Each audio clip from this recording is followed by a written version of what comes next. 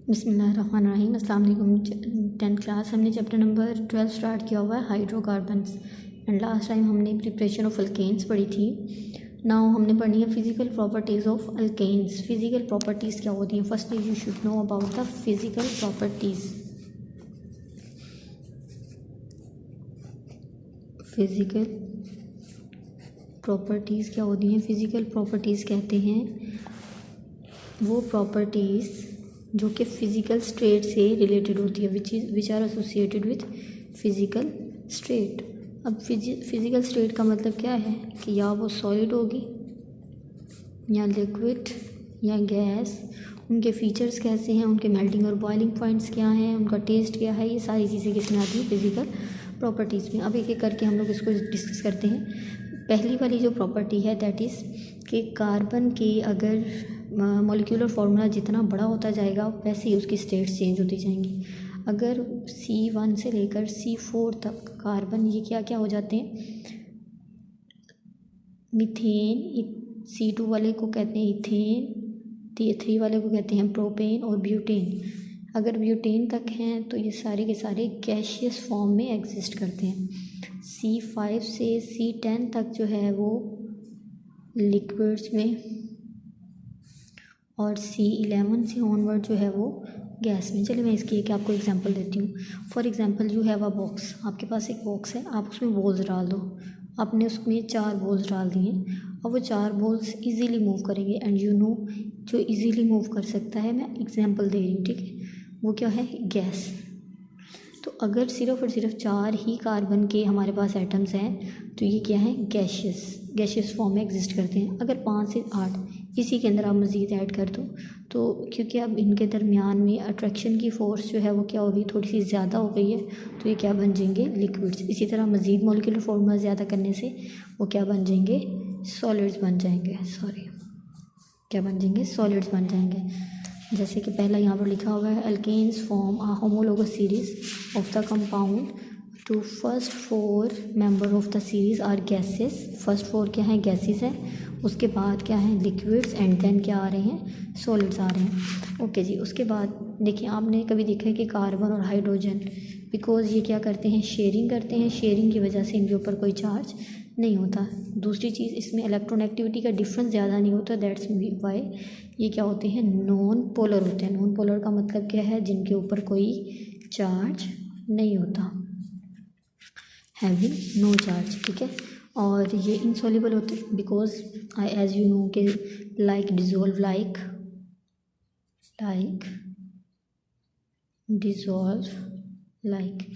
Water जो है वो क्या है? पोलर है।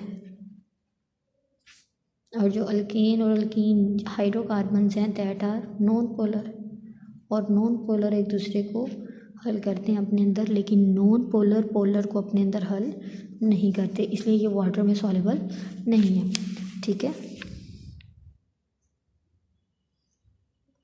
उसके बाद और इनकी डेंसिटीज़, जैसे जैसे मॉलिक्यूलर साइज़ इंक्रीज़ होता जाएगा इनकी डेंसिटीज़ भी क्या होती जाएंगी? इंक्रीज़ होती जाएंगी। ज़ाहिर बात है, फर्स्ट वाला गैस है उसकी डेंसिटी कम होगी, फिर लिक्विड, सॉलिड की डेंसिटी सबसे ज़्यादा होगी, लेकिन ये डिपेंड किसके ऊपर कर रहा है? उसके मॉलिक्यूलर साइज़ के ऊपर। उसके बाद इनके मेल्टिंग और बॉइलिंग पॉइंट जो हैं वो ज़ाहिर बात है, जैसे जैसे आप इसकी मॉलिक्यूलर साइज़ को इंक्रीज़ करोगे इनका मेल्टिंग और बॉइलिंग पॉइंट भी क्या होता जाएगा? ज़्यादा होता जाएगा, ठीक है। उसके बाद this is because of increasing attractive forces between the molecular alkane. मतलब वही आ गया कि जब मॉलिक्यूलर साइज हम लोग इंक्रीज़ करते जाते हैं तो मॉलिक्यूल्स के दरमियान अट्रैक्शन की फोर्सेस ज़्यादा होती जाती हैं। जब अट्रैक्शन की फोर्सेस ज़्यादा होती हैं तो उनके ऊपर जो अट्रैक्शन है वो ज़्यादा है, तो मेल्टिंग और बॉइलिंग पॉइंट भी क्या होंगे?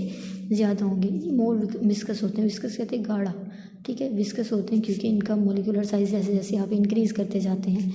एंड लास्ट है ये लेस फ्लेमेबल होते हैं, more difficult to burn to increase the molecular. जैसे जैसे मॉलिक्यूलर साइज इंक्रीज़ होता है इनको जलाना क्या हो जाता है? मोर डिफ़िकल्ट हो जाता है। तो आपने यहाँ पर 6 पॉइंट पढ़े हैं। नंबर 1 क्या है कि इनका जो है लोअर वाले जो मॉलिक्यूलर फार्मूला होता है, जिनका मॉलिक्यूलर मास लोअर होता है, वो गैसेस होती हैं, फिर लिक्विड, उससे ज़्यादा वाले, और उससे ज़्यादा वाले क्या होते हैं, सॉलिड्स होते हैं। ये नॉन पोलर होते हैं, वाटर के अंदर सॉल्युबल नहीं होते। इनकी डेंसिटीज़ जो होती हैं वो मोलिकुलर साइज़ के लिहाज से इंक्रीज़ होती जाती हैं। मेल्टिंग और बॉइलिंग पॉइंट भी मोलिकुलर साइज़ के लिहाज से क्या होते जाते हैं, इंक्रीज़ होते जाते हैं। ये क्या होते हैं, विस्कस होते हैं, ठीक है। और लेस फ्लेमेबल होते हैं वो जिनका मोलिकुलर साइज़ क्या होता है, बड़ा होता है। जिनका मोलिकुलर साइज़ बड़ा होगा वो लेस फ्लेमेबल होंगे। और बाकी इसको दोबारा से आप देखिए, हाइड्रोकार्बन्स हमने कहा था कि हाइड्रोकार्बन्स क्या होते हैं, एडिशन ऑफ हाइड्रोजन। इसमें आपने एग्जाम्पल्स लाजमी अच्छे तरीके से कर लेनी है, ठीक है। अक्सर ये भी पूछा जाता है कि आपने इथाइन, ये लिखा हो कि इथाइन से आपने अल्केन बनानी है या इथेन बनानी है, तो आपको ये भी पता होना चाहिए किस तरीके से बने। या ये आ जाए कि आपको कहा हो कि मिथाइल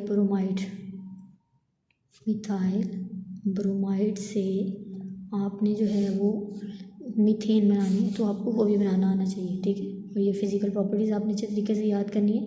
अक्सर ख़ास तौर पे ये पूछा जाता है कि इनके मेल्टिंग और बॉइलिंग पॉइंट ज़्यादा क्यों होते हैं, तो आपने रीज़न देनी है, ठीक है। Wish you best of luck, अल्लाह हाफ़िज़।